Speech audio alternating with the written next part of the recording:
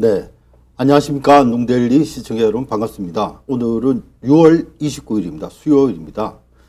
예, 오늘은 심각한 뉴스를 전달해 드리겠습니다. 먼저 중앙선거관리위원회나 지역선관위 직원들에게 드릴 말씀이 있습니다. 아마 직원 여러분들께서도 지금 중앙선거관리위원회에서 지금 한국에 사전투표가 진행됨에 있어 비밀투표에는 이의가 없다 이렇게 생각하시고 열심히 일하고 계신 분들이 많이 계실 줄 압니다. 그렇지만 얼마 전에 그렇지 않다는 것이 제가 뉴스를 통해서 발표를 했습니다. 그것은 민경욱 후보 마지막 재판 때 재판정에서 이제 우리 현승삼 변호사가 IT 전문가 장영우 대표의 그 세미나 발표문이죠. 그리고 어떻게 보면 보고서를 이제 인용하면서 그렇게 주장했더니 이제 선관위가 지금까지는 제가 보여드리면서 하겠습니다. 잠깐만요. 선관위는 이런 주장을 했습니다. 이걸 보여드리고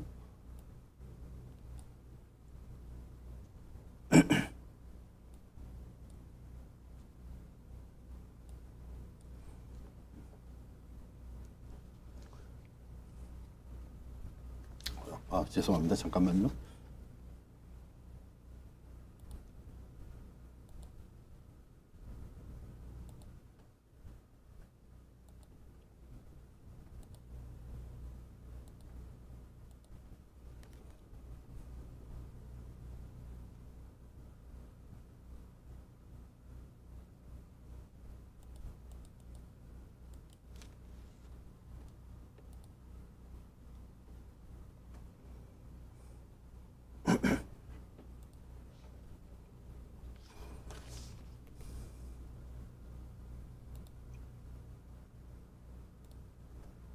네.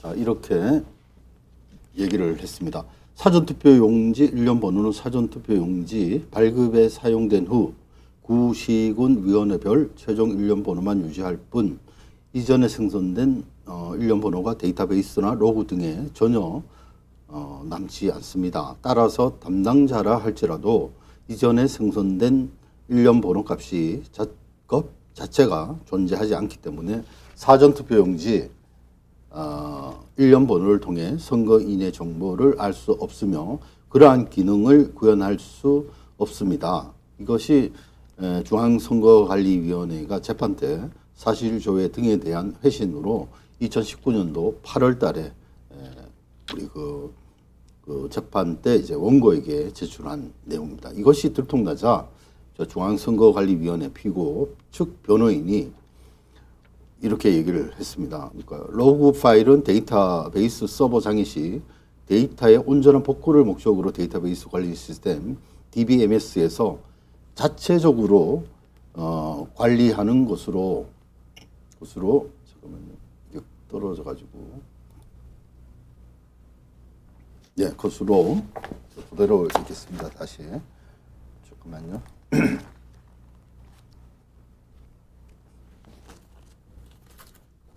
자, 그러면서 들통나자 이야기한 것이 이제 로그 파일은 데이터베이스 서버 장애 시 데이터의 온전한 복구를 목적으로 데이터베이스 관리 시스템 DBMS에서 자체적으로 관리하는 것으로서 통합명부 시스템 운영과는 전혀 무관한 것입니다. 이렇게 이야기를 지금 이게 이렇게 엉터리 답변을 하고 있는 것입니다. 그러면서 이렇게까지 얘기합니다. 심지어는 서버 장애가 발생하여 복구해야 할 시에도 사용자나 관리자가 해당 파일을 열람하는 것이 아니라 DBMS 자체가 자체적으로 복구하는 것일 뿐 관리자가 임의로 장애복구 로그 파일을 열람하지 않습니다. 이렇게 지금 답변을 하고 있는 것입니다. 자, 이게 뭐냐? 이게 지금 뒤에 적은 공직선거법 제146조 3항에 투표를 함에 있어서는 선거인의 성명, 기타 선거인을 추정할 수 없는 여기 제 TV 화면으로 나와 있습니다. 투표를 함에 있어서는 선거인의 성명, 기타 선거인을 추정할 수 있는 표시를 하여서는 아니 된다. 자, 이게 지금 바로 밑 아래에 있는 사전투표 때 우리가 부르는 것은 일반 우리 국민들이 부를 때는 이것을 QR코드라고 하는데 중앙선거관리위원회나 대법원에서는 2차원 바코드라고 이렇게 얘기를 하고 있습니다. 자, 이게 어디에 쓰는 물건인가? 네? 이게 그러니까 아까 제가 읽어드린 대로 중앙선관위는 원천적으로 이런 선거인의 성명, 기타 선거인을 추정할 수 있는 표시를 하여서는 아니 되는 거죠. 왜 이거를 서버에 있다는 것을 거짓말 쳤으며, 왜 없다고 거짓말 쳤으며, 왜 공개를 하지 않는지 여러분들 눈치채셨죠? 가지고 있으면 안 되는 정보입니다. 예? 그걸 가지고 자, 이 말에서 또 중요한 것이 일련 번호뿐만 아니라 거기에는 우리 현성삼 변호사가 요번에 아직까지 판결을 안 내렸죠, 민경호 후보. 근데 거기에 준비 서면에는 이렇게 이야기를 하고 있습니다. 자, 거기 그 데이터베이스 로그 파일에는 생성된 시간, 그 다음에 변경을 했으면 변경된 시간, 삭제를 했으면 삭제된 기록, 그 다음에 거기에 누가 접근을 했으면 접근한 그 이력, 이런 모든 것들이 그 로그 파일에 남아 있는 거죠. 그래서 그것을 보면 이것이 지금 2020년 4.15 총선이 부정선거였는지 아닌지를 알 수 있는 것입니다. 그래서 제가 다시 처음으로 돌아가서 우리 중앙선관위 직원들을 저는 믿습니다. 저 뒤에 빨갛게 써놓은 대로 단지 나라의 반역 집단, 중앙선관위 부정세력과는 타협하지 않습니다. 네, 이제 정말 목숨을 걸 때가 왔습니다. 제 같은 경우 제가 72년생인데요. 군대를 제가 2년도에 가서 94년도에 제가 제대를 했습니다. 그때에 이제 제가 군대 갔을 때 선거가 있었는데 김영삼 대통령이 당선됐습니다. 그리고 제가 제대할 때는 저 북한에 있는 김일성이 죽던 해입니다. 아마 김일성이 94년 7월 정도에 7월 달에 아마 사망했을 겁니다. 왜 그걸 기억하냐면 제가 전역을 두 달 냅두고 김일성이 죽었기 때문에 비상이 걸려가지고 전방에 제가 5사단에 있었습니다. 군생활 힘들었죠. 그렇지만 제가 군생활을 하면서 배운 것이 사실 많이 있습니다. 저는 철책에도 있었고요. 우리 5사단 같은 경우에는 김일성 고지, 철책에 가면은 김일성 고지가 바로 앞에 있습니다. 그리고 제가 있을 때는 이제 대남 방송이 있을 때고, 그리고 미디어인님, 네, 고맙습니다. 고생이 많습니다. 예, 감사합니다. 오랜만입니다, 미디어인님. 네, 고맙습니다. 예, 제가 전방에 있을 때 우리 남쪽에도 같이, 그러니까 북한하고 우리 대치된 우리 남쪽에도 마찬가지로 확성기를 통해서 저는 근무할 때 굉장히 좋았습니다. 왜냐하면 음악이 엄청 크게 나오는 거죠. 계속해서 그 당시 제가 군생활할 때 근무하면서 철책 근무하면서 들었던 노래가 노사연의 이제 노래 만남, 그리고 이무송 남편 되죠. 이무송 씨의 산다는 게 무엇인지 이 노래입니다. 제가 노래는 잘 못해서 아무튼 그런 노래들이 계속 울려 퍼지고 있었습니다. 그리고 저희는 우리가 근무를 서게 되면은 저는 병사였습니다. 일반 병으로. 저 같은 경우에는 특별히 일반 경계 근무가 아니고 저는 토우중대에 있었기 때문에 제가 철책의 비무장지대를 이제 야간에 적들이 그러니까 38선을 넘어서 휴전선 그건 않지만 2km, 2km에서 4km죠. 그래서 북해군이 38선을 넘어서 여기 우리 쪽 휴전선까지 들어오기도 합니다. 그런 것을 제가 우리 부대에서 제가 근무하는 그 부대에서는 그런 것들을 이제 야간에 야식용으로 이제 감시를 하죠. 감시를. 예, 그렇게 하면서 제가 밥 먹는 것도 아무튼 그렇게 해서 제가 진짜 저는 경상북도 안동에 살기 때문에 평야를 잘 못 봤습니다. 그런데 제가 근무하는 오사단 거기가 바로 제 동쪽으로 이제 약간 옆에가 이제 육사단이었습니다. 육사단에 이제 우리 오사단과 육사단의 경계에 있는 것이 철원평야입니다. 철원평야라서 예, 굉장히 평지가 굉장히 넓게 있습니다. 그런 모습을 저 같은 경상도 사람은 잘 보지를 못했습니다. 그래서 거기 가서 이제 그런 것들을 보게도 됐죠. 네. 네. 소다님, 농협계좌가, 네. 네. 예, 모르겠습니다. 예, 죄송합니다. 지금 계속, 오늘의 방송이 굉장히 중요합니다. 제가 지금 철책의 얘기를 하는 이유가 있습니다, 여러분. 그 이유는, 네. 잠깐만요. 철책 얘기하는 이유가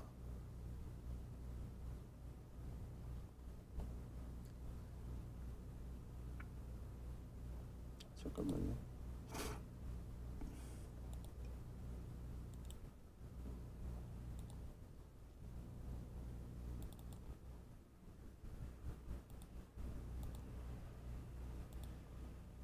네. 이분 아시죠, 여러분? 김국성 전 북한 정찰총국 대자입니다. 네, 이분이 국정원의 보호를 받다가 이 장성택이가 처형당하고 다행히 중국에 있을 때 장성택이가 사형당한 것을 보고 제3국을 통해서 우리 대한민국으로 입국한 그런 사람입니다. 그리고 박근혜 정권 때 이제 왔습니다. 와가지고 지금 요즘 그리고 또 BBC를 통해서 이 대한민국의 이런 여러 가지 이 북한과 연결된 사람들을 이야기를 하면서 청와대 주사파 그리고 서울대학교 학생 뿐만 아니라 아까 지금 제가 말씀드린 서울대학교 학생들이 많이 개입돼 있고 그리고 간첩이 수도 없이 많다. 이런 얘기를 지금 BBC를 통해서 먼저 얘기를 했고 이분이 지금 제가 보여주는 장면은 서울대학교 트루스포럼에서 이제 강연을 하시는 모습을 제가 캡처한 화면입니다. 그래서 김국성 전 북한 정찰총국 대자입니다. 그런데 아까 말씀드린 대로 BBC에서 그런 인터뷰 기사가 나갔는데 한국에 있는 YTN이라든지 언론 매체들이 이분이 말한 것은 확인되지 않은 것이다. 라고 이렇게 이야기를 했다는 겁니다. 자, 제가 한국의 언론의 문제점을 말씀드리는 겁니다. 뿐만 아니라 지금 더불어민주당에는 상당수의 대한민국을 전복시키는데 앞장서는 간첩이 있다.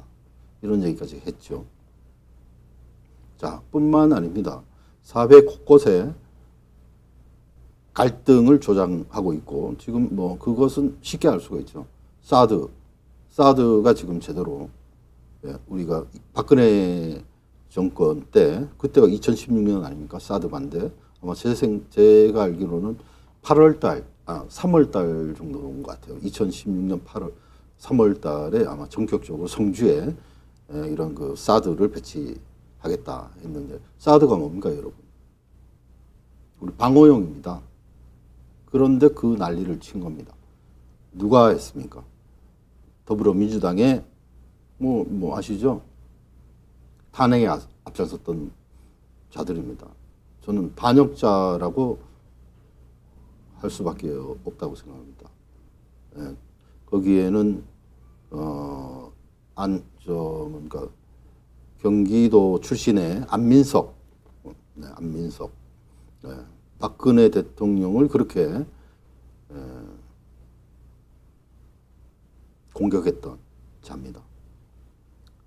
자, 당시 청와대에는 뭐 이분이 얘기하신 거에 대표적인 것이 청와대, 잠시만요. 청와대 간첩이 근무했었다, 이런 내용이죠. 예, 그래서 제가 이런 그 말씀을 드린 것은 우리가 경각심을 가져야겠다, 이런 마음으로 제가 말씀을 드리려고 이런 얘기를 하는 겁니다, 여러분. 예, 이게 지금 장난이 아닙니다. 그렇죠. 그래서 사회 전반적으로, 그리고 뭐 저 같은 경우에 이제 미국에, 그리고 프랑스에, 뭐 해외에서 얼마나 돈이 많은지 그 평화, 대한민국의 평화를 외치고, 그다음에 한반도의 통일을 외치고, 그죠? 미군 철수하라는 것을 이야기하고, 그다음에 해외 재외 투표 때 나쁜 짓을 하고, 자, 그리고 뭐 대놓고 지금 말씀드리면, 여러분, 우리 국정원이 뭐 하는 데죠? 우리 국민을 보호하는 데죠. 얼마 전에 그 국정원의 비석을 교체했는데, 그 전에 누구의 글씨였습니까? 신영복의 글씨였고, 그리고 그 국정원이 수장이 박지원이었습니다. 그런데 지금 다시 음지에서 일하고 양지를 추구한다, 이런 겁니까? 아무튼 그런 표를 걸고 지금 대한민국을 사수해야 되고, 정보전에서 적보다 빨리 정보전을 해서 빨리 취하고, 그 다음에 국가의 안위와 국민을 보호해야 될 국정원이, 여러분, 중앙선거관리위원회를 좌지우지하고 있다는 사실 알고 계십니까, 여러분?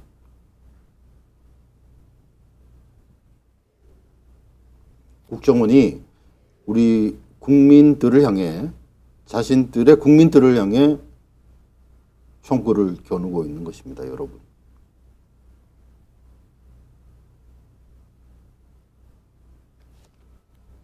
지금 국정원은 제가 잘 모르겠습니다. 아무튼 문재인 정권 때의 국정원은 2020년 4.15 총선에 상당히 많은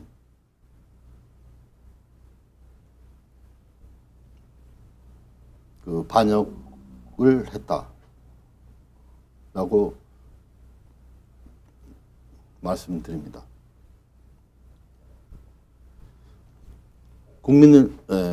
그렇죠. 국정원이 뭐 하는 데입니까, 진짜? 제가 오늘 뭐 있었던 일을 말씀 좀 드리면, 사람들이 그 작은 거짓말은 뭐 민감해가지고 거짓말 친다, 이런 얘기를 하는데, 큰 거짓말에는 믿지를 않는 겁니다. 또 그것뿐이 아니고요. 지금 우리 대한민국의 국민들이 이 그 정신이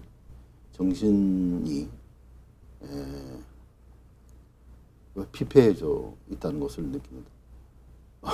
오늘 오전 정오 때 있었던 일인데요. 이 가치관, 살면서 국가관도 있어야 되지만 자신이 하는 일에 있어서는 사명감을 가지고 일을 해야 되는 것이죠.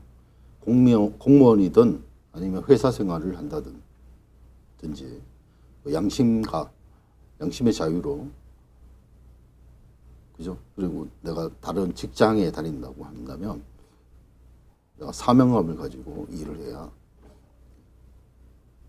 되는데, 지금은 그런 것이 거의 없다고 할 수 있겠습니다. 왜냐? 그냥 시간 때우고 가는 것이고, 공무원도 그렇고, 그 다음에 민주노총, 언론노조, 이렇게 가지고 민주노총, 대한민국의 가장 문제가 정교조죠. 정교조와 민주노총. 양대 기둥입니다. 이 사람들을 그대로 내버려둬서는 아니 될 것 같습니다. 아니 되겠죠. 자, 이런 바탕으로 언론도 지금 제대로 사실 보도를 하지 않으면서 오히려 사실을 추구하는 우리 같은 분들을 매도하고 있습니다. 그리고 국민의힘이라고 하는 당, 그러니까 우리가 얘기하는 보수 정당이라고 하지 않습니까? 그런데 그 보수당의 대표라는 사람, 최고위원이라고 하는 하태경, 그다음에 대표가 이준석, 이런 자들은 자신의 안위를 위해서 지금, 그리고 자신들이 소속된 정당을 위해서, 그러니까 제 말은 뭐냐, 공익적 일을 하지 않고 사적 일을 하고 있다, 이런 얘기를 하고 싶은 것입니다. 국민의힘 국회의원들을 믿을 수 있습니까, 여러분?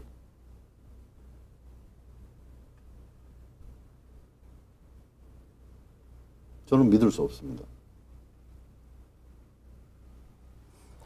예, 그렇게 얘기를 하고요. 자, 이제부터 본격적으로 지금 시간이 벌써 20분, 30분이 다 돼 갑니다. 예, 죄송, 22분 정도 됐네요. 자, 오늘의 얘기는 굉장히 충격적인 얘기입니다. 충격적 얘기. 예, 제목에는 제가 이렇게 해놨네요. 마지막 남은 장심 언론 안동데일리는 전쟁 선포합니다.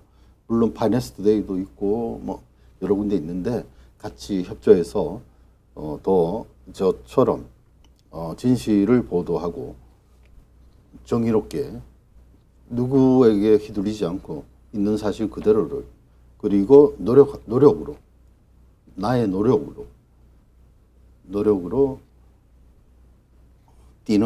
발로 뛰어서 내가 쟁취한 걸로 해야 되겠죠. 그걸로 지금까지 그렇게 뛰어서 마침내 지난번 비밀투표 침해, 그 다음에 공직선거법 제246조 3항 투표를 함에 있어서는 선거인의 성명, 기타 선거인을 추정할 수 있는 표시를 하여서는 아니 된다. 자, 여기 뒤에 있는 것이 바로 그 사전투표용지인데, 거기에는 중앙선관위는 2차원 바코드라고 이렇게 얘기하는데 QR코드가 있습니다. 이 QR코드에 대해서 지금 그 피고 측, 중앙선관위와 변호인들이 계속 주장한 것이, 우리는 어디에도 지금 그렇죠? 어디에도 사전투표용지 발급에 사용된 후 구시군 위원회별 최종 일련 번호만 유지할 뿐, 이전에 생성된 일련 번호가 데이터베이스나 로그 등에 전혀 남지 않습니다. 따라서 프로그램 담당자라 할지라도 이전에 생성된 일련 번호 값 자체가 존재하지 않기 때문에 사전투표용지 일련 번호를 통해 선거인의 개인정보를 알 수 없으며 그러한 기능을 구현할 수도 없습니다. 라고 이렇게 주장했던 것을 지난번 제가 읽어드렸죠. 이것을 이렇게 바꾼 겁니다. 이렇게 어떻게 얘기했냐? 로그 파일은 입장이 완전히 바뀐 거죠. 로그 파일은 데이터베이스 서버 장애 시 데이터의 온전한 복구를 목적으로 데이터베이스 관리 시스템에서 자체적으로 관리하는 것으로서 통합연구 시스템 운영과는 전혀 무관한 것입니다. 심지어 서버 장애가 발생하여 복구를 해야 할 시에도 사용자나 관리자가 해당 파일을 열람하는 것이 아니라 DBMS가 자체적으로 복구하는 것일 뿐 관리자가 임의로 장애 복구 로그 파일을 열람하지 않습니다. 이렇게 지금 답변하고 있습니다. 이게 지금 네네네. 네, 죄송합니다. 예. 계좌번호가 3일이 아니고 7일. 예. 그러니까요. 예, 아무튼, 예. 스텔 이님, 감사합니다. 어쨌거나 지금, 자, 완전히 달라졌죠. 이 얘기가. 그러니까 기존에는 우리 중앙선관위는 일련 번호를 저장하고 있지 않습니다. 예? 어디에도 관련 기록이 없습니다. 라고 얘기했는데 지금은 뭐냐? 있다.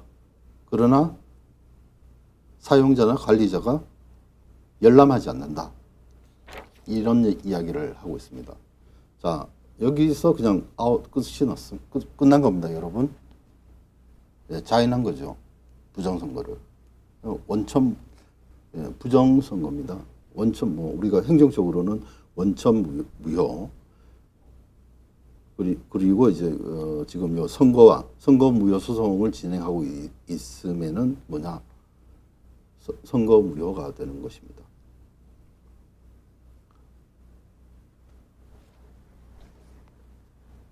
네, 국민을 속인 선관위에 분노해야 하지 않겠습니까, 여러분? 앞으로 어떻게 하실 겁니까? 저는 아시는 분도 계십니다만은 제 아들 둘 있고 우리 어머니 계시고 우리 형제들도 있고 그리고 친구들도 있는 이곳 땅 한국 대한민국을 굳건히 우리 용기 있는 여기 계신 북한에서부터 오신 김국선 전 북한 정찰총국 대자도 있지만은 지금 우리가 파수꾼처럼 위기를 계속 알리는 그런 역할을 계속하고 하겠고, 그리고 선거 무효다. 그리고 중앙선거관리위원회를 우리가 1987년 60항쟁을 이끌었던 것처럼, 그리고 지난 1960년 4.19 의거처럼, 그리고 긴박했던 1979년 이전으로 돌아가면은 11.6, 12.12 사태대로 거슬러 올라갈 수가 있습니다. 제가 기억나는 것은 12.16 때 제가 초등학교 2학년인 것 같은데 그때 친구하고 지나가면서 대통령이 죽었는데 전쟁 난다 이런 얘기를 한 것이 생각이 납니다. 지금은 뭐냐? 외국 군대가 오는 것이 아니라 한국에 한국을 반역한 중앙선관위 그리고 대법원의 대법관들 그리고 국회에 있는 반역자, 간첩 그리고 검찰에 그리고 행정부에 사법부에 있는 이 반국가 세력, 반헌법적인 세력을 척결해야 된다. 이런 이야기를 말씀을 드립니다. 이게 지금 장난이 아닙니다, 여러분. 우크라이나는 지금 현재 전쟁 중이죠. 혹시 전쟁이 날까? 전쟁은 우리 불이 났듯이 예고하지 않습니다. 그리고 지금 대한민국의 분위기가 심상치 않습니다. 네. 우리 지금 남한은 갈등을 조장하는 국회의원들 그리고 언론이 있습니다. 싸워야 됩니다. 여러분들 저와 같이 싸우겠습니까, 여러분? 지금부터 시작해야 됩니다.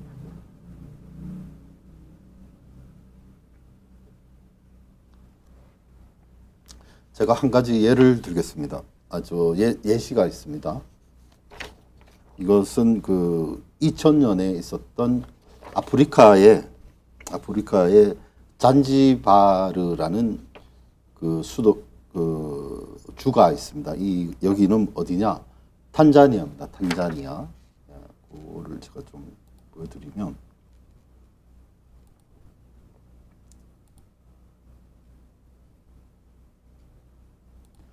자, 여기가 이제 지도인데요. 잔지바르 지도, 탄자니아에 있고, 잔지바르는 섬이죠. 이거는 제가 조금 키워볼게요.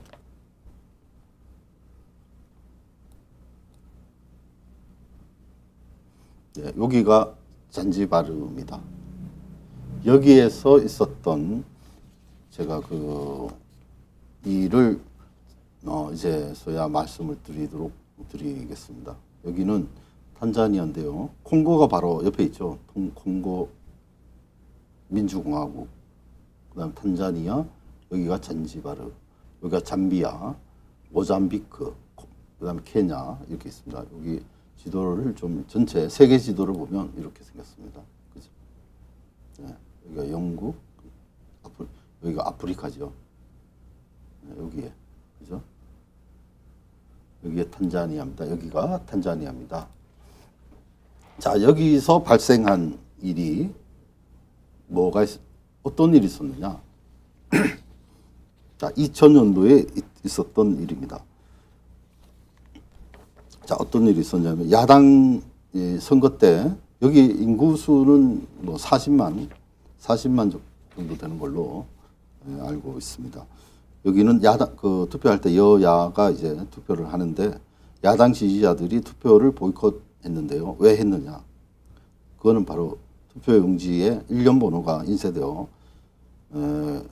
관리들이 그러니까 공무원들이 한 사람이 투표한 사람이 어떻게 투표했는지를 추적할 수 있게 함으로써 그렇게 엄청난 그 저항이 있었습니다. 자, 그런데 어떻게 있었냐면 일련 번호가 투표용지에 적힌 겁니다. 어떻게 적혔는지 제가 보여드리겠습니다. 네, 이렇게 적혀 있죠. 이게 투표용지입니다. 이게 투표용지인데 여기는 실물로 있습니다. 우리보다는 못 사니까 전자투표는 아닌데 이게 투표용지인데요. 여기 보시면은 제가 동그랗게 이제 표시한 데가 있죠. 여기하고 여기가 절취선입니다. 그런데 여기에 일련 번호가 똑같은 일련 번호가 있습니다. 보시면은 그죠? 여기는 어떻게 돼요? 0022 002 숫자가 동일하지요, 그렇죠? 이렇게 하면은 이게 바로 투표의 익명성을 보장하지 않은 선거 무효가 되는 겁니다. 부정선거죠, 그렇죠? 그런데 우리나라는 어떻게 지금 하고 있느냐? 예, 여기 뒤에 보이시는 것처럼 QR코드예요. 숫자는 아니지만 QR코드. 이게 바로 중앙선관위의 아주 사악한 나쁜 놈들이죠. 예, 범죄자입니다. 그리고 조국을 배신한 배신자입니다. 지금 나라가 이렇게 됐습니다, 여러분. 그런데도 정신 똑바로 안 차리면 아까 김국성 그 대자죠, 뭐 북한에 있을 때 대자를 지냈는데, 예, 지금 그분이 어떻게 제가 들어보면 중심으로 이야기하는 것을 흘려들어서는 절대 안 된다고 생각합니다. 그리고 뭐 여러 가지 뭐 주민자치법 아시죠, 여러분? 심각합니다. 안동도 마찬가지입니다. 지금 우리도 모르게 작용화가 되어 있다.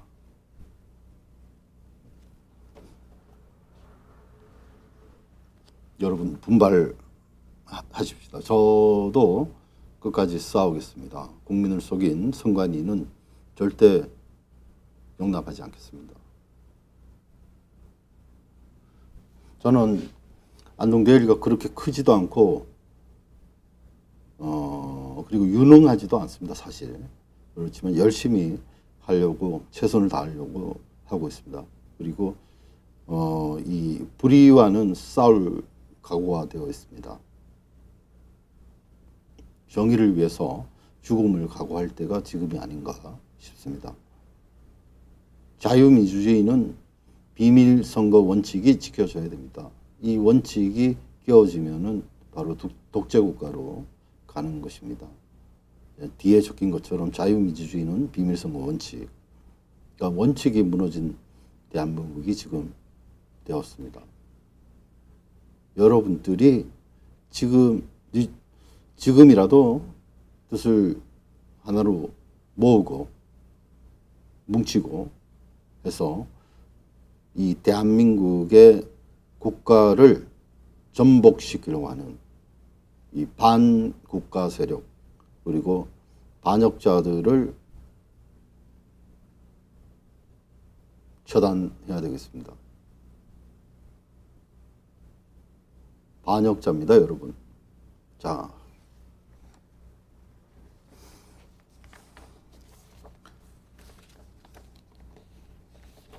우리들이 그러면 어떤 일을 할 수 있을까요?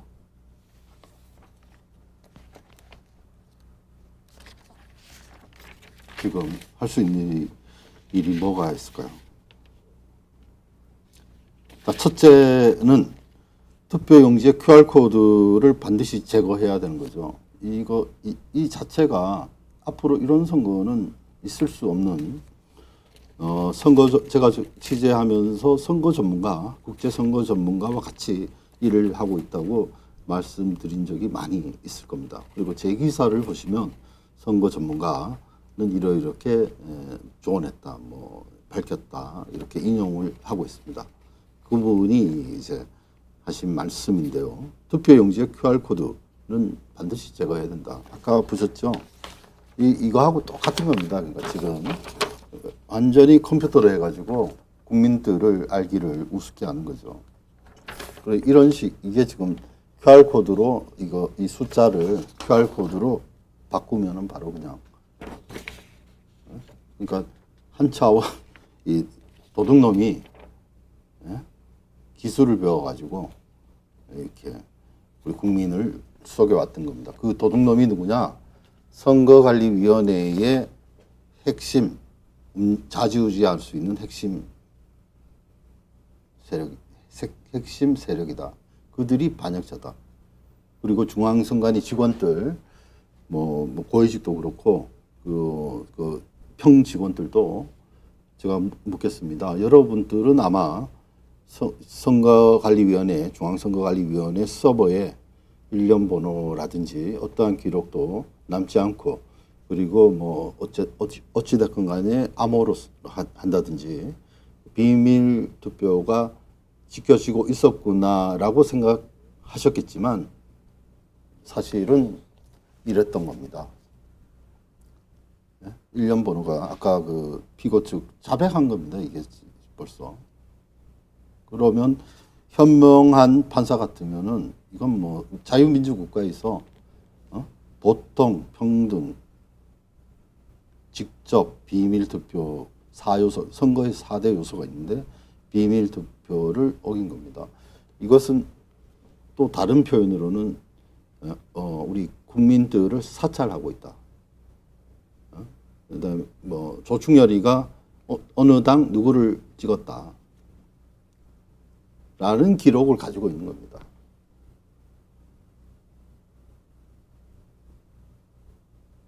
네? 지금 용서할 수 있습니까, 여러분?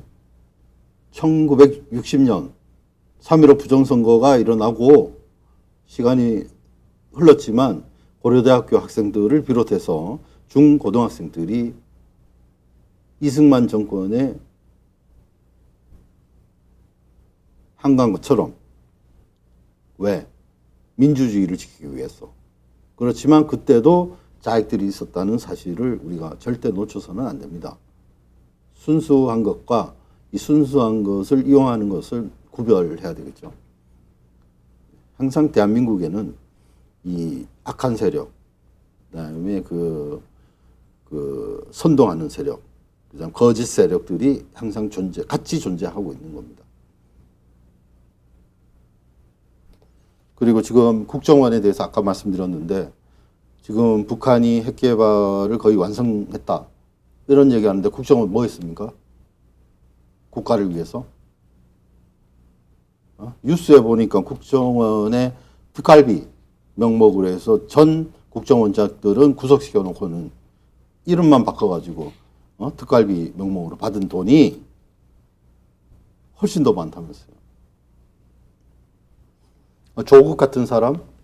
조국은 어떻게 생각하지만 국가보안법에 의해서 처단돼야 되지 않겠습니까?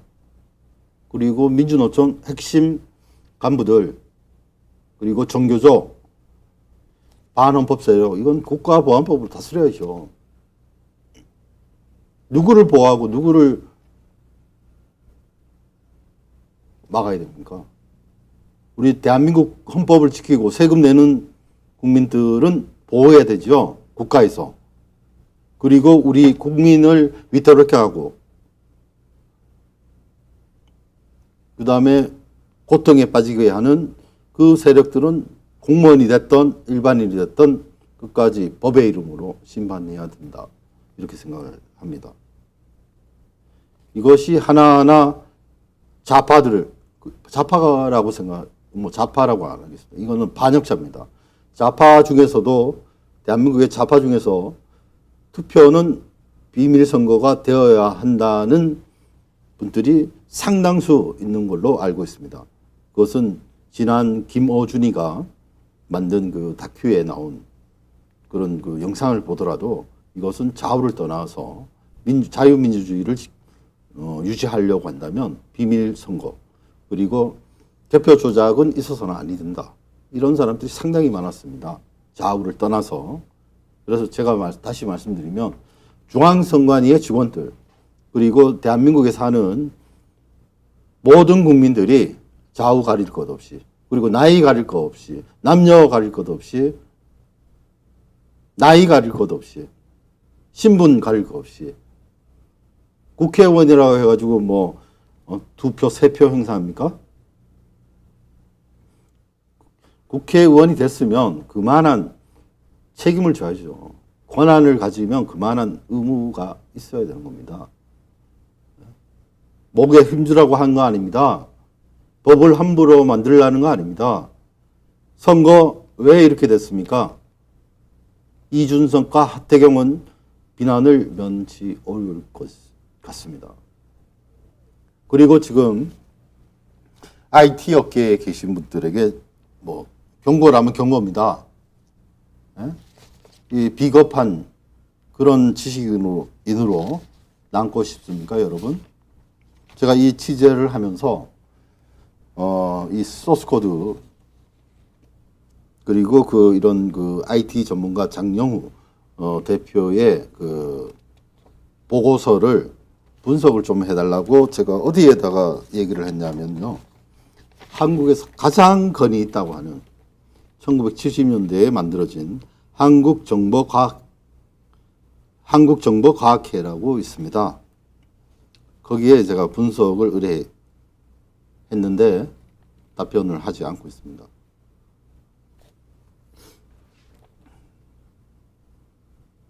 답변이 오지 않고 오늘 또 지금 방송 전에 제가 전화 통화를 해서 이것은 한국정보과학회가 나서야 되는 거 아닙니까? 이런 얘기를 했습니다. 그랬더니 그 담당 직원은 없어서 아무튼 전달은 해 주겠습니다라고 하고 없으니까 제가 전화를 끊었는데요. 네, 지금 이렇게 해서 되겠습니까, 여러분? 한국정보과학회 뿐만 아니죠. 각 그 대학교마다 전산학과도 있고 보안을 다루는 그리고 오라클도 지금 한국에 본사도 있고 그렇죠? 여러 군데에 이제 이 그 컴퓨터를 전공하시는 분들이 있습니다. 지난번에 제가 논문 하나 제가 발표했습니다. 거기다 그 논문도 아마 한국정보과학회 학계와 연결된 건데요. 삼성전자에 계신 분이 이제 논문을 쓴 게 있죠. 전자선거의 문제점. 그죠? 그분이 쓴 데는 통진단 이야기가 나옵니다. 통진당. 그리고 부정선거. 그러니까 지금 이 주사파, 종북 주사파, 빨갱이들이 하는 일이 부정선거입니다. 부정선거. 이건 또 제가 취재를 하면서 외국의 사례는 어떤가? 마찬가지입니다. 외국에 이게 공산화가 그냥 되는 것이 아니라 목적을 위해서는 수단과 방법을 가리지 않는다고 하지 않습니까? 그러니까 합법적으로 이거를 전쟁 무력만으로 나라를 전복시키는 것이 아니라 이렇게 대한민국의 베트남이 그랬던 것처럼 대한민국의 이 불순분자, 그죠? 헌법을 파괴하고 이 나라를 적화시키려는 그런 세력, 그다음에 자신의 나라를 해하려는 그런 세력들에 대해서는 단호한, 그래서 국가보안법이 있는 것이죠. 경찰에 제가 알아봤더니 경찰에 아직까지 그 경찰에도 이런 그 간첩과 관련된 대공 수사를 한다고 하는데 있다고는 하나 그거를 적용하지 않기 때문에 우리가 사형 제도가 있기는 한데 집행을 안 하기 때문에 마찬가지입니다. 그래서 우리가 정신을 똑바로 차리지 않을 때 이렇게 우리는 단칼에 날아갈 수 있다. 그것을 재촉하는 정권이 바로 문재인, 조국, 최강욱 이런 작자들입니다. 그리고 국민의 알 권리 박근혜 탄핵 때는 그렇게 얘기하더니 지금은 쑥 들어갔죠.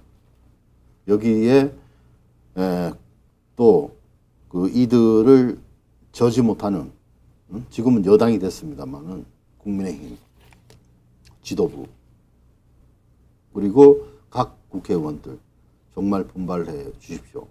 국민들을 위해서 국가를 위해서 살신성인해 주시기를 간곡히 호소드립니다. 이미 제가 다시 한번 밝힙니다. 대한민국 2020년 4.15 총선은 부정선거였다. 선거 무효입니다.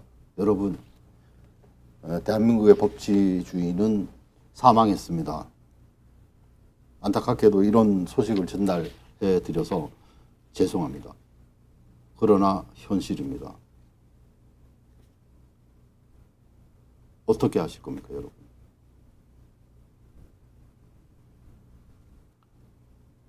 예? 지금 이렇게 중앙선관위가 개인들이 정보 등을 종합해서, 그죠? 이게 따로따로 떨어져 있는 것을 모아서, 그죠?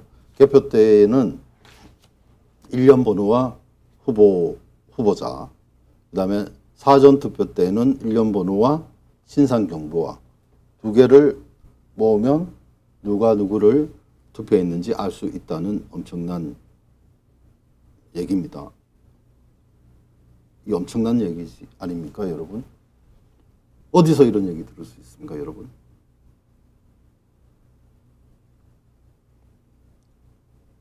부정선거입니다. 2020년 총선은. 자, 지금 무섭습니까, 여러분? 아직 희망이 있다고 저는 생각을 합니다.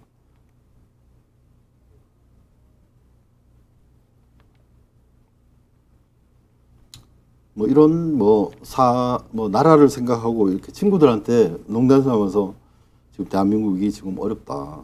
굉장히 어려운데 경제도 어렵고 국가 안보가 위태롭다. 이런 이야기를 선후배들 혹시 만나면 이제 얘기할 때가 있는데 장난치냐? 이럽니다.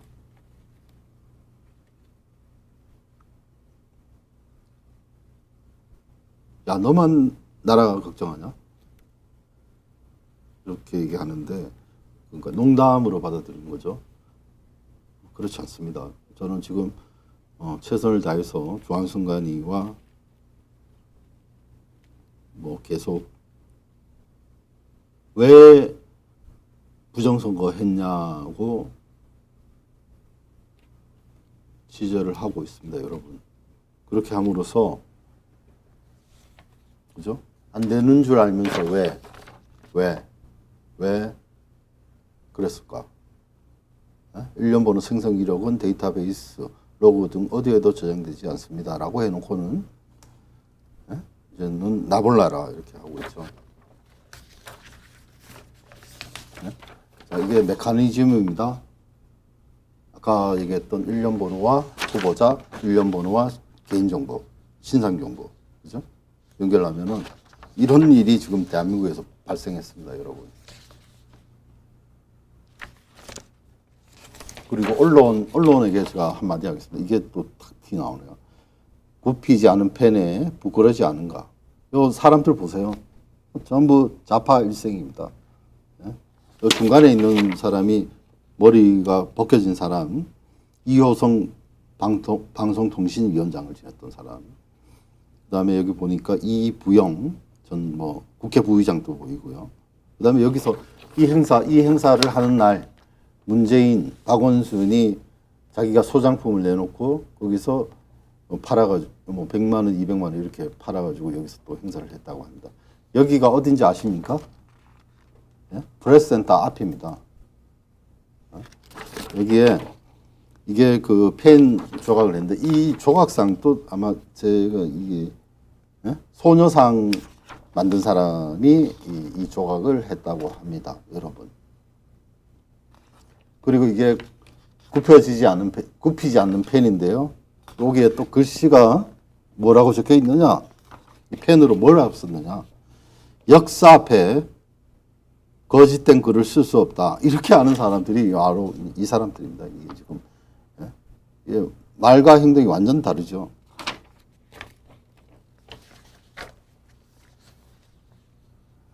자, 이거는 지난 방송에서도 마찬가지로 얘기했던 안 되는 줄 알면서 왜 그랬을까? 2탄. 이게 지금 제가 지금 하는 얘기입니다. 헌법 41조, 헌법 67조에 국회의원 선거, 그 다음에 대통령 선거는 선거의 4대 원칙을 지켜야 된다. 원칙을. 보통, 평등, 직접, 비밀 선거인데 지금 이렇게 투표의 익명성, 아까 얘기했던 대로 투표를 함에 있어서 선거인의 성명, 기타 선거인을 추정할 수 있는 표시를 하여서는 아니 된다. 자유민주국가에서는 안 됩니다. 적어도. 그래서 우리가 자유민주국가에 살고 있다는 것을 보여줄 때가 됐는 겁니다. 여러분. 어떻게 해야 됩니까? 싸워야 됩니다. 싸워야 돼. 예? 피 터지게 싸워야 됩니다. 우리가 그동안 저도 사실 그 반성을 해야 합니다. 반성을 해야 되고 너무나 어이없이 박근혜 대통령이 탄핵되고 문재인이 당선되면서 이제 그때 제가 부정선거를 알게 됐고 그다음에 대한민국의 민주주의는 가짜 민주주의였다. 껍데기만 민주주의였다. 그리고 숱한 사람들을 제가 많이 만났습니다. 그렇죠? 그런데 정말 자신의 안위를 지키고 사람을 이용하고 예. 그래서 저 같은 경우에 이제 해외로 보트피플이 돼야 되느냐 한국에 끝까지 남아야 되느냐 이렇게 생각했을 때 저는 한국에서 남아서 모르겠습니다. 저는 지금 생각은 한국에 남아서 끝까지 싸우다가 한 명이라도 반역자들을 처단하는 데 앞장서겠습니다. 여러분들도 같이 동참해 주시면 감사하겠습니다. 네, 뭐 더 이상 제가 드릴 말씀이 없습니다. 투표의 익명성이 왜 중요한지를 여러분 깊이 생각해 보십시오. 저도 취재하면서 이것을 알게 되었습니다. 선거가 뭔지, 선거가 뭐냐. 그럼 비밀 선거가 뭐냐? 우리 사전 찾아보시면은 그 나옵니다. 비밀 선거가 뭔지. 비밀 선거의 반대말이 뭔지. 투표의 익명성, 그리고 이렇게 절대적인 정보를 확보하고 있는, 강력하게 가지고 있고 비공개로 하는 이 선거관리위원회, 무도막지한 이 반역을 한 반역자, 그 뒤를 보호해준 국정원 직원들, 그리고 경찰이 있다면 경찰, 검찰이 있으면 검찰, 그리고 언론이 있으면 언론. 언론은 뭐 YTN, JTBC 아시죠? KBS도 있고요.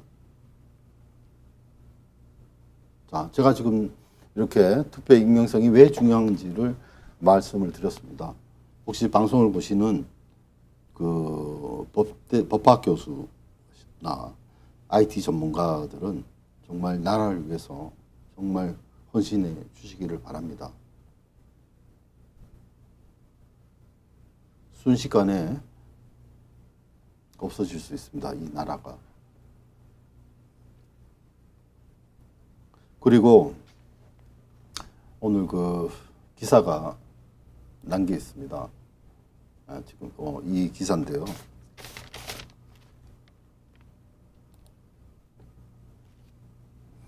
자, 민주당 더는 허님은 없다 선언했습니다. 이게 지금 이데일리입니다. 선언, 탄핵 카드 꺼내드나 이래가지고 궁중답 해가지고요. 내용이 뭐냐? 윤석열 정부 출범 2달도 안 된 상황에서 얼마나 다급했으면은 이제 탄핵에 들어간다는 얘기입니다. 뭘로? 지금 경찰국 신설한 것이 문제가 된다 해서 여기 있죠. 이상민 행정안전부 장관의 경우 경찰국 설치의 위헌성을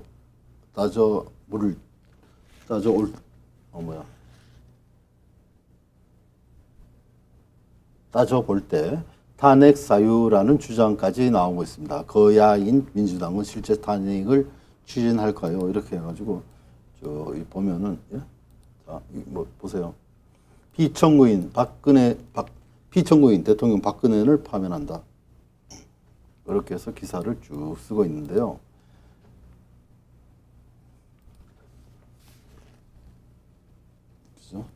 제가 이거 보셨나요? 자, 다시.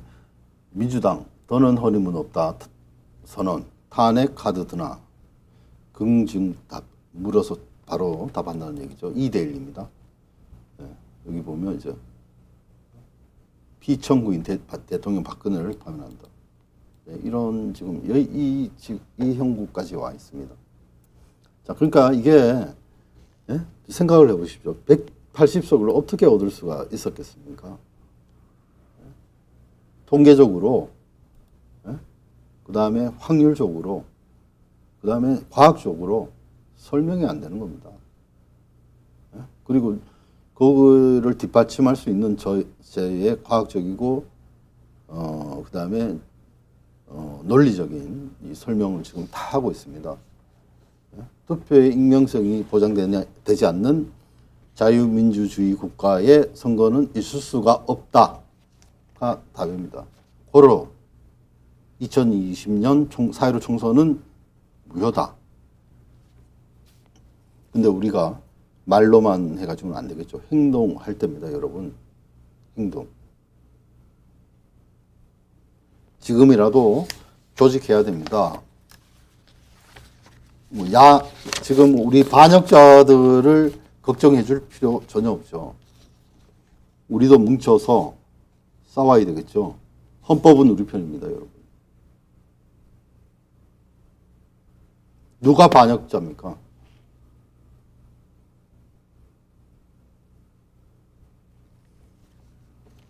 용기를 가지시고 항상 우리 이 한반도의 우리 대한민국 민족은 역전의 용사.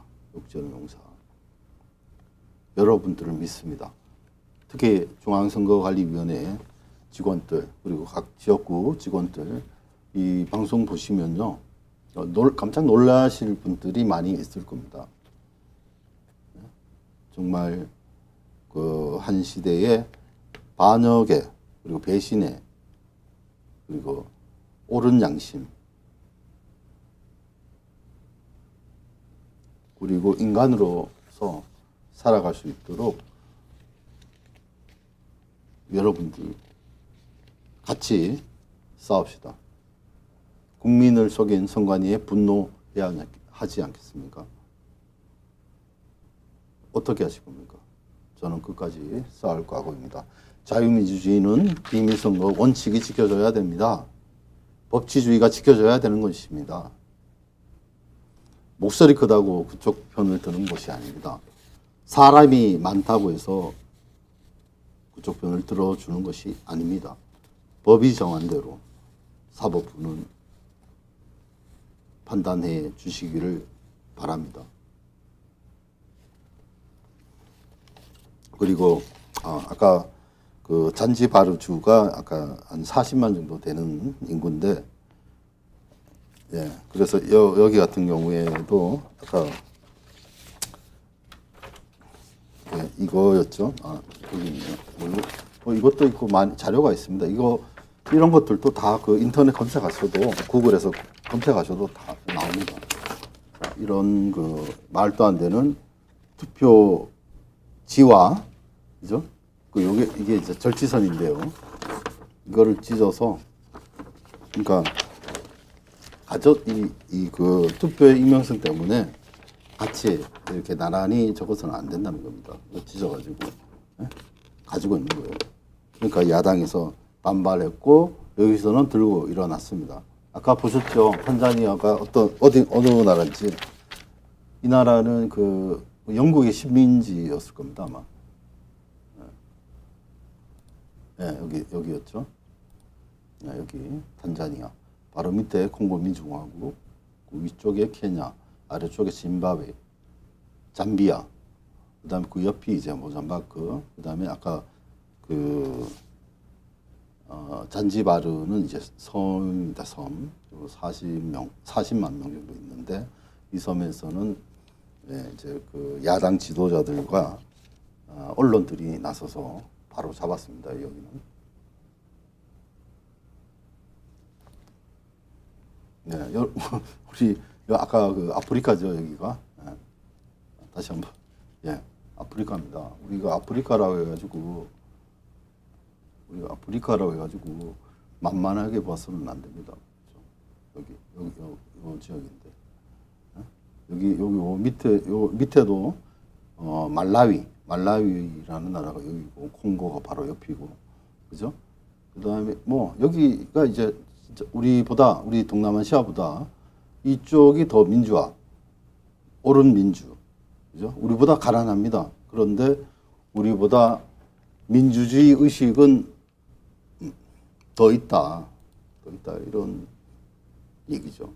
그리고 한국은 민주화도 달성했고 경제까지 발전해가지고 지금 세계 경제 대국으로 12위에 그다음에 문재인이가 선진국까지 만든 그런 나라가 되었는데 지금 어떻습니까, 여러분? 고물가에다가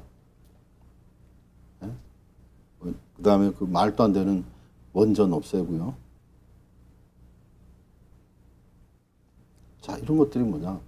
벌써 조짐 아닙니까? 그래서 여러분들께서 단단히 각오하시고 아무튼 안동데일리는 끝까지 싸울 각오인데요. 같이 해 주시면은 감사하겠습니다. 이 나라 반드시 자유민주 국가로서 자유시장 경제를 추구하는 변함없는 대한민국 헌법이 그리고 이 인류를 살릴 수 있는 우리가 국민교육헌장 있죠. 국민교육헌장. 지금 요즘 뭐 국민교육헌장을 그 영문으로 뭐 프랑스어로 이렇게 만들어가지고 판매하는 것도 있다고 합니다. 그 국민교육헌장에 나온 것처럼 이제는 우리가 인류 공영에 이바지할 때입니다.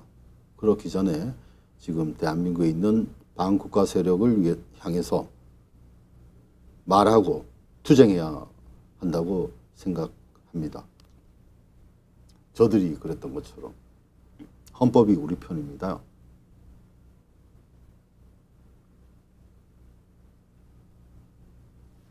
네, 여러분들과 함께 하겠습니다. 힘냅시다. 우리 모두 힘내고 지금이라도 선거관리위원회 찾아가야 될 거 아닙니까? 우리 같이 중앙선거관리위원회 찾아가서 지금 이 QR코드 사용하게 한 놈이죠. 반역자. 누가 사용하게 했는지. 그죠? 그 다음에 지금 서버 내놔라고 해야 되겠죠. 서버. 대법원의 대법관들, 이거 도둑놈들, 그 다음에 법을 어긴 범법자 아닙니까? 왜, 아까도 제가 그 통화를 받았는데요. 180일 이내에 선거소송은 다른 재판보다 우선해서 하게끔 되어 있고, 중앙선거관리위원회는 공문을 보내야 되는 겁니다.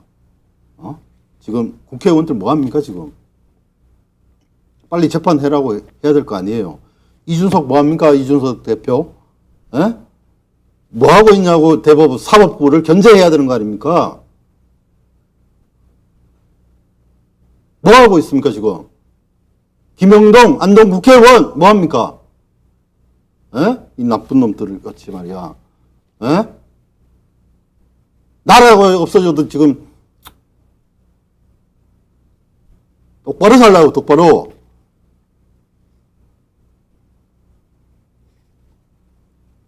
용기가 왜 없어? 국민들이 같은 편인데. 이 나쁜 놈들 말이죠.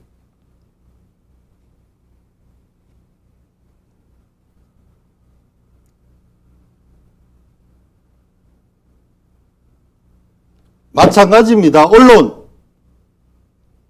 약하기 뭘 약합니까? 나 지금 죽게 생겼는데.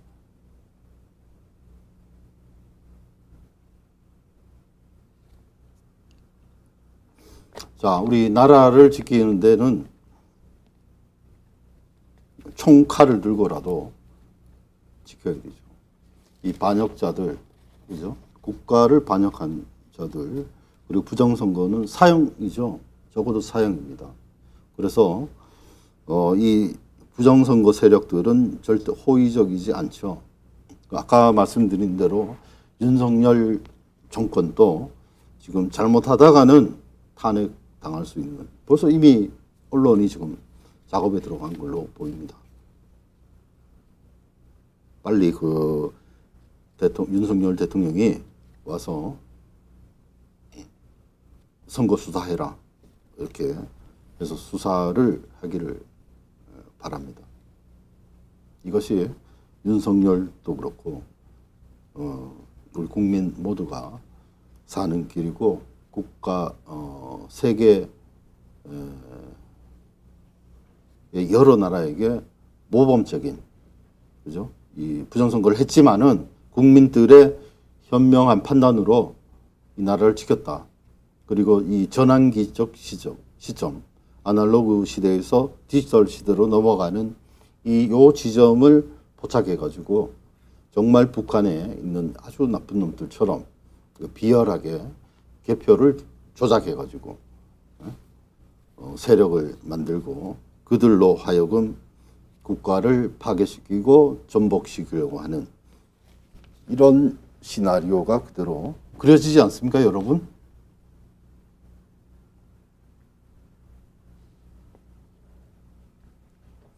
네, 박태환님, 가짜 대통령도 대통령인가요? 아니죠. 마찬가지로 가짜 국회의원들도 국회의원이 아니라는 얘기죠. 그렇죠? 네. 그래서 저는 안동데일리는 지금 취재하느라고 지금 정신없고 바쁘고 막 합니다. 그래서 그렇지만 제가 취재를 하는, 제가 죽는 순간까지 최선을 다해서 제가 할 수 있는 일은 제가 하겠습니다. 여러분들은 여러분들이 할 수 있는 일을 각 지역에서 해 주시기를 호소드립니다. 우리를 위해서. 예. 그리고 힘을 합치고 그 얼마든지 안동데일리에 여러 제보도 하시고요. 관계를 맺고 지금이라도 제대로 그 선거 소송, 선거 무효 소송 그죠? 하고 그다음에 이 종북 주사파 그리고 이 간첩 그리고 간첩과 내통하는 자들 이 사람들은 엄단해야 됩니다. 이때 바로 원래가 군대가 나와서 그죠? 국가 안보를 위해서 정치인들 잡아놓고 그죠? 국가 안보를 위해서 군대가 나온다고 그래가지고 무조건 나쁜 거 아닙니다. 정말 필요할 때 그죠? 나쁜 놈들 때려잡아야죠. 예. 여기저기 이렇게 얘기를 했습니다. 시청률을 또 지금 지금 20명 정도인데 안동데일리를 보시는 분이 1000명, 10,000명 정도 늘어서 정말 그 제가 이야기하고 있는 이 진실을 알게 되고 그다음에 확장해서 이 나라를 구할 수 있으면 좋겠습니다. 아까 그 미디어에이님께서 오랜만에 일바로 오셔서 반가웠습니다. 예. 예, 이제 방송을 지금 마치고 제가 지금 여러 가지가 있어가지고 방송할 때 준비를 완벽하게 못하고 그다음에 제가 혼자 방송을 하다 보니까 어지럽습니다. 그래서 그렇지 앞으로는 이 방송이 좀 더 안정되고 그다음에 또 매끄럽게 진행이 될 것 같습니다. 예, 지금까지 시청해 주신 여러분 고맙습니다. 예, 같이 이 국가의 반역자인 먼저 이 공직선거법 제146조 선거방법 투표의 익명성을 어긴 중앙선거관리위원회의 주동자가 누군지 먼저 밝혀야 되고 서버 내놔라 해야 되겠죠. 그 다음에 앞으로는 이러한 투표용지에 QR코드가 박힌 이런 그 투표용지는 사용해서는 절대로 안 되겠습니다. 이상으로 샛별님, 네, 조충열 기자님 다음 총선에 나와 국회에 입성하세요. 응원합니다. 예, 감사합니다. 계속해서 투쟁하겠습니다. 죽는 그 순간까지 의미 있게 살다가 죽고 싶습니다. 감사합니다.